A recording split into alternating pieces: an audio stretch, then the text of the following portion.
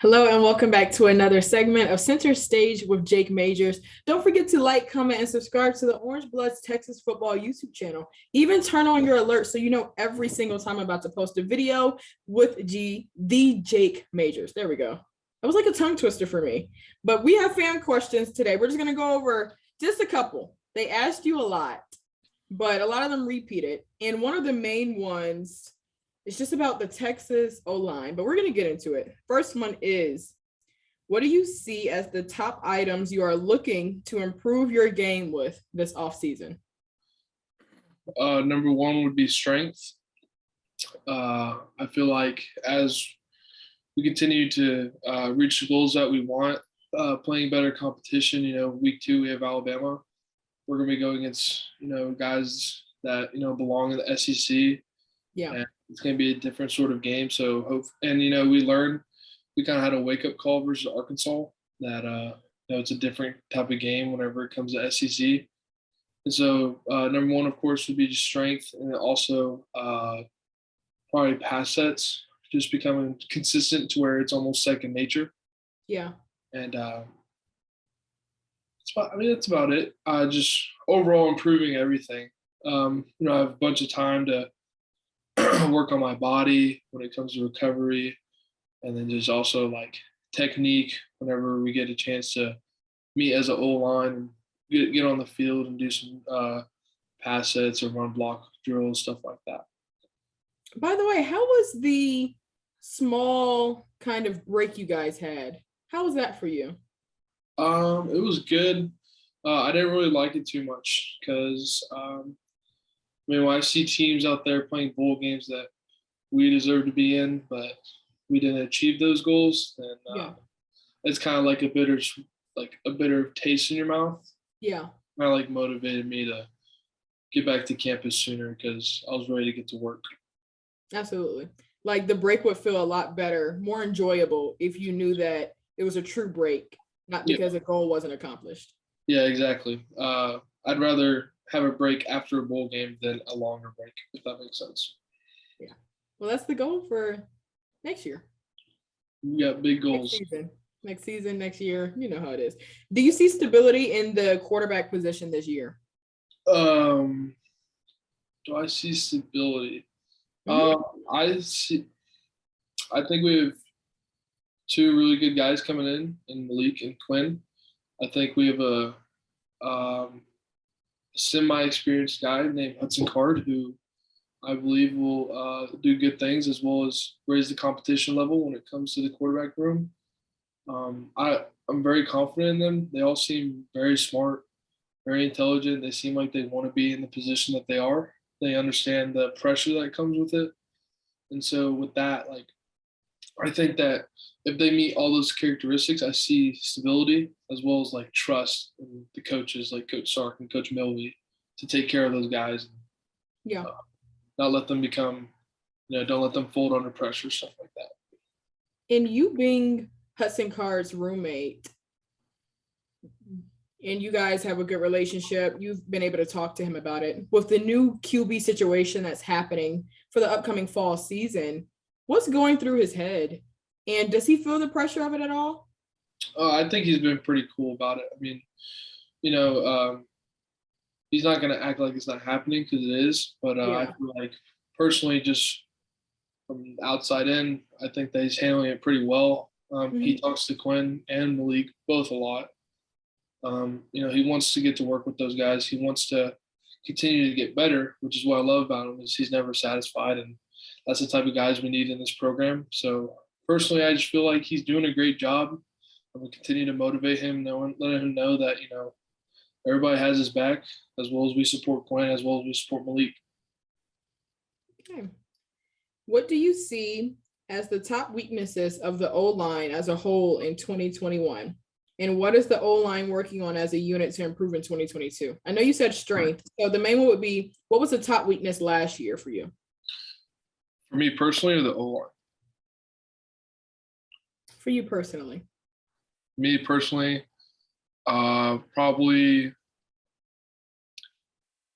there would be a couple plays where I would get, outpowered by older guys or B, because of lazy footwork, which there's no excuse for that. So that was probably my biggest weakness, is allowing those certain plays where things didn't go my way to lead into another bad play. And so I just kind of have to like reset after every play, knowing like, hey, it's already in the past. It's time to, don't let we kind of had like this saying, Coach Sark started, he's like, whenever we lost to Arkansas, his saying was, don't let Arkansas beat us twice. Meaning the thought of what happened in the past, don't let it affect you in the future. So that's kind of like mindset I'm continuing to work on. Like, if things do go bad, how am I going to respond?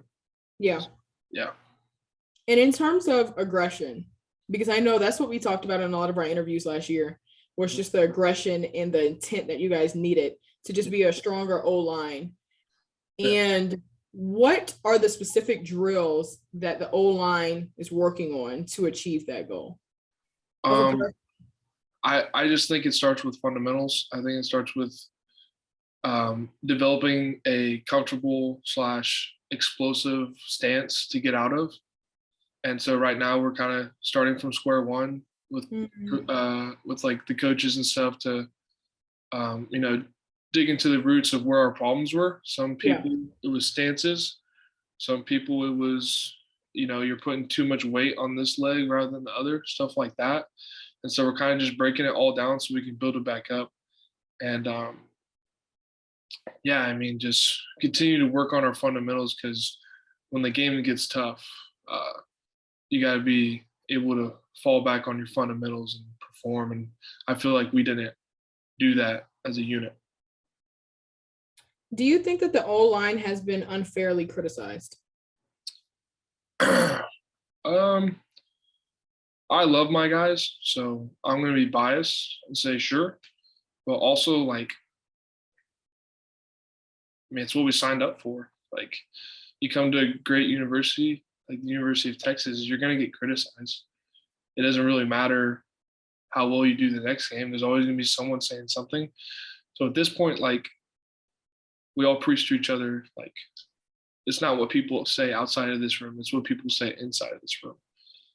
So for me, like, it was hard. The first, there was a couple games last year where I didn't perform well, and I would see something. I'm like, wow, like, that sucks. But then I got with the older guys. I told them, like, how do I not let this become a trend? How do I eliminate this? And they just told me, like, don't worry about it. Just stick to us. Let us talk to you. Don't listen to the outside noise. And so, yeah, I think we've all adapted that mindset, some better than others, but yeah. Although you guys did sign up for this, like you said, you can still have an opinion based off of, like, it was unfair. When we give up a sack, like, it's on us. Like, you guys can, like, talk however you want, but I love my guys, and I hate seeing people talk trash on their name. It kind of makes me want to respond to them, but I can't. Yeah. But I'm biased because I love my guys, and I know how much hard work we put in, and then seeing comments like that, I'm just like, man. It's unfair. It is unfair, but not trying to put words in your mouth, Jake, but at the same time, it's like you're just not saying the word unfair, but you're saying the definition of unfair. Yeah, I'm trying to work my way around it, but again, like I said, it's what we signed up for, and we got to be willing to take it and move on. So absolutely. So moving on, what would your last meal on earth be? That's a little morbid, but if you could, what would be the last food you would ever eat, if in that type of situation? Wow. I don't know. We just totally jumped like onto another planet with this. You did. Okay, you're right. Do you want me to you want to circle back to that one? Yeah, let's circle back to that one. I gotta give a little thought to it. I agree. QBs and I should have just said quarterbacks. Quarterbacks and wide receivers have 7-on-7 workouts and throw on their off time to build chemistry and get on the same page. Does the O-line have anything similar? Yeah. While they're doing that, we kind of have like player ran practices where we will have drills that we do while they're doing that. and then we'll also come together with the D-line to have one-on-ones. Even though it's what in player ran practices? like the players take initiative. So what do the coaches do? They're not there. Yeah. What days do y'all have that? We haven't had it yet. It's usually on the back end of offseason towards spring ball. Yeah. Okay. Yeah, so we'll typically have like one-on-ones with the D-line. Even though it's in shorts and t-shirts, it's still good at live reps to get with getting back into our pass sets and stuff like that. Jake, I really want to know personally, what do you do in practice that gets that aggression out of you? And I asked that because I was recently having a type of conversation where, it was kind of like the that you need. Yeah. And I want to know, like, what do you specifically do to get that out of yourself at practice? Because you need to mirror it from practice going into the games. Yeah. Because, if you just treat it like, well, it's just practice, and in the game, I'm going to amp it up. But it doesn't work like that, like everybody thinks that it's going to. And, a lot of people learn the hard way. So I really want to know specifically, what do you do in practice that gets you to be like, grrr? Honestly, we just have a real conversation with like the D-line and O-line. Like we'll look at each other, we're like, listen, like we gotta go full effort because we know it'll translate onto the field. So we kind of make that commitment to each other, because it's easy to go against like your buddy who's on the D-line, like, you know what I'm saying? But we don't do that because we know that ultimately it's going to translate to the game. And then also, like, I'll look like to the guys next to me. I'm like, we've been to work together since who knows how long. Like, I'm going to give them my best effort because I know I'm going to get theirs. That type of deal. So, like a right-hand man type of mentality. Okay, interesting. So conversation happens. Yeah, we're just like, listen. I thought trash talking would happen. I mean, I'm not big on trash talking. I don't feel like you prove anything trash talking. I just feel like your play is what proves yourself. So I'm not really big on, wasting my breath to someone. You don't necessarily have to mean it. I'm talking about in practice. You don't necessarily have to mean it, but sometimes it helps to get a certain thing out of you. I know my thing in practice would be when I needed to get out the first 50 a lot harder than I normally would, I would always talk to myself. Yeah. Or I would always let out like a really loud scream. It's just normal for everybody else. My coach doesn't even look up. I let out like the biggest scream before I actually take off. Because I don't know, like that was my thing. So that's why I was just asking you. I want to know what your thing was. But yeah, I have self-talk before practices, like knowing that I have to give my best effort because it's what we need going into the game. Yeah. I don't particularly do not scream like you. I think people would be pretty worried if I screamed. I don't know if they'd be worried or. They would be. They were like, what got into Jake? Yeah. Because I'm not really that guy. I'm not the rah guy. I just, I do my job and I try and be like the best teammate I can be. That's deal. Funny. Okay. Which lineman is the strongest? Junior Angulau or Christian Jones. I think it's Junior right now because it's like his 5th year or 6th year. I don't even know. Oh, so he's really strong. Like pound for pound strongest. Yeah. Junior Angulau. And then the second question was nasty as a mean streak on the field. Last year it had to have been Tope Amade. Really? Yeah. We just watched film and be like, dang, like I'm not used to this Tope. Like we like this Tope type of deal. Because like he didn't play towards the end of the year, but we got to really see like his nasty side. We're like, we like this Tope. This year, I don't know. We'll see. Ask me around spring ball and I'll tell you. Yeah, absolutely. And also best feet. Best what? Feet. I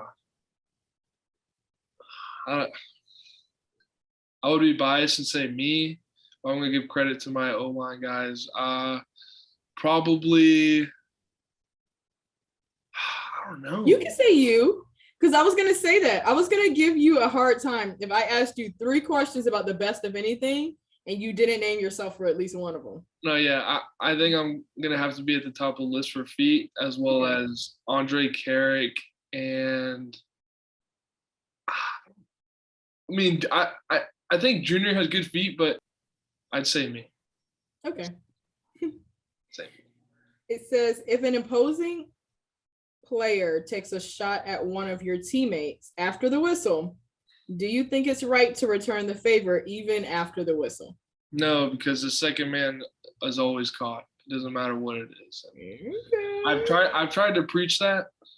I mean, people will be like, "Oh, why isn't the O line standing up for blah blah?" I'm like, dude, if we do anything, we're gonna get flagged and we're gonna hurt the team. Like, you gotta have like a team mentality.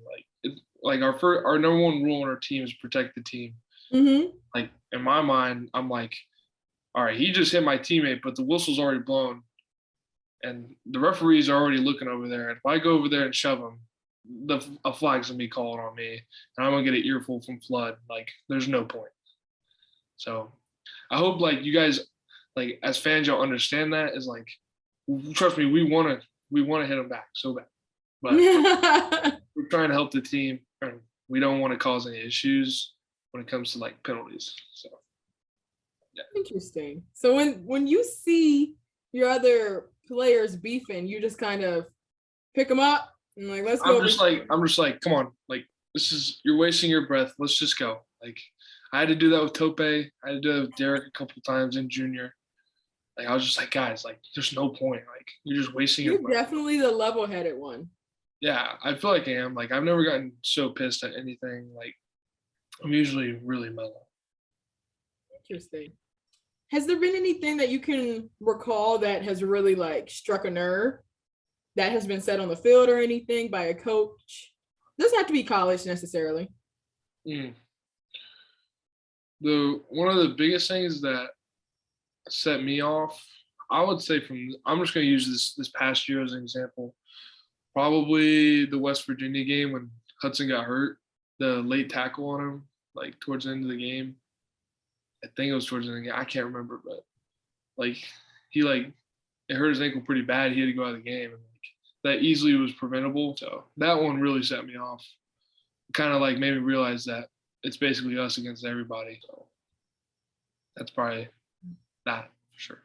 That shows your personality though, because I asked you about anything that has struck a nerve with you, and what it's been is one of your really close friends, your roommate. So that says a lot about you. Okay. It says, if Steve Sarkisian mentioned in a recent interview that the offseason lifting program is a little different this year and that the players are lifting heavier. How has the offseason lifting program changed and what is being emphasized? So I know you're thinking like this is a repeat, but basically, like I just said, we're trying to get stronger. No. But we need specifics. Majors, like what is it exactly? What drills do you think that they have been implementing that's different this year? To start off, last year, of course, was Coach Becton's first year here. Mm-hmm. So it was a lot more learning than anything during the offseason on the way he structures his workouts. Yeah. And so now with it being our second year, with the older guys, with it being their second year in the program with him, he can now turn it up with like loads and like how many reps we do and volume because he knows that we can handle it now. And in particular, like there will be days where we'll do back squat and then we'll jump right in the bench, super heavy. Okay. But last year, I can't really recall a time doing that just because he wanted to see like how we are in the weight room. And like kudos to him for that because he wants to learn about his players before he does anything like crazy. Yeah. Which as players, you really appreciate. So, and also, I think outside, whenever we do our runs, I feel like the warm up is not as long, which is good because we get warmed up really fast, believe it or not. And so like, if I feel like we're straight to work.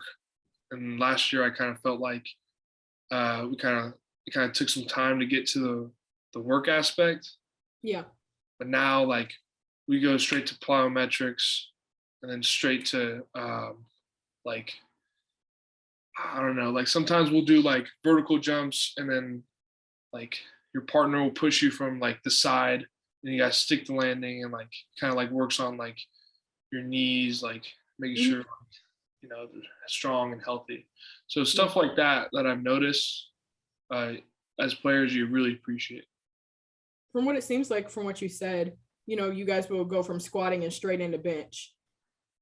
like from just my track experience, it's been basically just seeing how your muscles work in when they're fatigued, pretty much. Mm-hmm. Remaining strong even when you're fatigued and even when you're tired. Yeah, he's basically just trying to, like, now it feels like he's just trying to make sure that our muscles don't get fatigued too fast. Okay. You know what I'm saying? No, I get you. I'm not He's really. making y'all tough. He's making y'all tough. I get it. No, yeah. I'm not really like into the whole, like, I'm not very educated in the whole strength and conditioning field, like whatever education that requires, like exercise science, whatever. Yeah. That's not me. I'm trying to give you all the best answer I can. No, yeah. The board will appreciate it. You gave examples, so they can take what they will. Yeah. So somebody said the people have to know 1 rep bench press max. Me, I can't remember the last time we did 1 rep bench press because we always try and do volume. Do you know your max then? Not 1 rep, just max in general? I mean, to be completely honest with you, we haven't done a 1 rep max and probably not since the old staff. I guess it's not what Coach Becton really preaches on. He just, we just trust in what he gives us. Interesting. Yeah, I mean, I'm not trying to like say like 1 rep bench presses aren't important, but we still get our fair share of work in. So Jake, it is okay. I don't know. You're not gonna get in trouble, I promise. No, I'm just saying, like. Okay, y'all haven't done it. Yeah, we haven't. Yeah, we haven't done it in probably, I don't know, 2 years or so. Okay, and if y'all do it, you'll tell us. Oh, y'all will be the first people I tell. Thank you. Now let's circle back to the last question. What would be your last meal? I'm not gonna say on earth. We don't do that. And they did put in parentheses appetizers, main course, dessert, or drink. So maybe. This is such a hard question because there's so many good options out there. I'm gonna be really honest with you. Top 3? What's something that you don't get tired of? I don't get tired of Pazookies. Like the You go to BJ's? Yeah, BJ's Pazookies, love those. Their flight? Have you it's like I haven't had that one yet. I just get like the individual ones. You should do it because you can get like 4 different ones and it's just like a different vibe for each one. I'll probably do that next time. I'll also say like filet mignons from like a really good steakhouse. Really? With like lobster tail or like Oscar style, stuff like that. Do you like Vince Young Steakhouse? I do love Vince. It's really pretty good. Sure we went. Yeah, the O-line went there with Casey last year. It's pretty good. We take all the recruits there, so. Yeah, I mean, Vince Young's trying to hook us up, so. And maybe my last one would probably be, like chicken Alfredo. I'm a huge pasta guy. I love pasta. I do remember you telling me that you can eat pasta for breakfast. That's pretty true. So weird. But I think the one that's really just throwing me is the filet mignon. I don't know. That's my favorite. That's my favorite cut of steak. It's like I get it like medium rare, more rare, to be honest with you. I just like the juicy like steak. I don't know. I grew up eating that with my parents, so no, it makes sense. I mean, you're O-line. You need steak, hearty meats, right? Love it. Thank you, Jake. It was great talking to you again. Yeah, it was great talking to you too. And we're really excited to hear about your max. Hopefully, if you guys get around to that, maybe we would have our strength coach records our stuff, so we can always just go back and look. So if that happens, I'm really interested to hear some of the numbers. Yeah. I mean, I don't know if y'all saw, but we had a bunch of players like posted on their Instagram like the top speeds and stuff like that, or like the top like hit force, like it's like your body weight times your max speed. It was pretty, like, I don't know if y'all saw that. I know Keandre put it on there. I put it on there. I can't remember who else did, but like, I mean, you guys will see like whenever they post the stuff that they feel is important, they'll put it up on like a board, and I mean every player seems to put it on their Instagram. So Okay. I think I got like 4th in speed and 4th in total hit power. So right behind Keandre, Byron, and T Sweat. So okay. Yeah. I'll look into it and maybe we can put it up on the video. Good. Maybe. Like, comment, and subscribe to the Orange Bloods Texas Football YouTube channel. This is Center Stage with Jake Majors. Thank you. Perfect.